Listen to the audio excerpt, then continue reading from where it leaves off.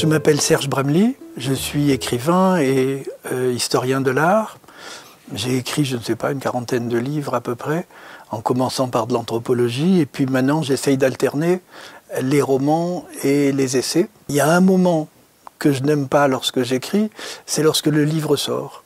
Et il faut en parler, il m'échappe, il n'est plus à moi. Et c'est le sujet de mon dernier roman, Pour Sensi. Il est arrivé un moment dans ma vie, il y a de nombreuses années, où la publication, ce moment tant redouté, a coïncidé avec une rupture amoureuse. La personne dont j'étais amoureux m'a dit qu'elle ne voulait pas continuer comme ça et qu'il fallait que notre liaison s'arrête. C'est la coïncidence des deux qui a rendu cet amour encore plus puissant, donc encore plus malheureux, et la dépression qui suit en général chez moi la parution d'un livre, encore plus grave.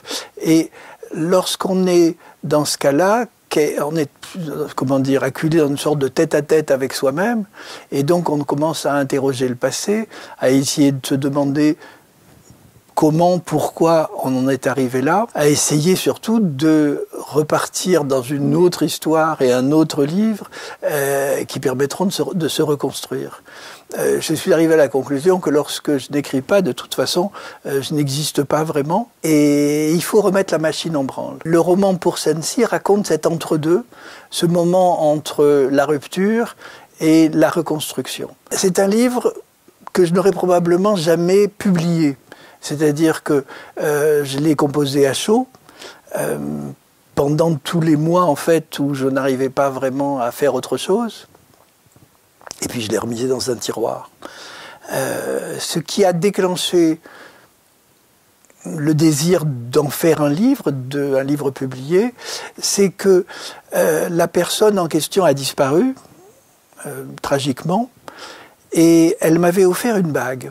Et cette bague, qui est un anneau d'argent assez simple avec des têtes de mort, mon fils l'a convoité. J'ai fini par céder, il est parti danser dans une surbaume avec, il l'a perdue et il a mis longtemps à me l'avouer, il n'avait aucune idée de l'endroit où elle était passée. Et puis 20 ans ont passé, 20 ans pendant lesquels je n'y ai plus vraiment pensé.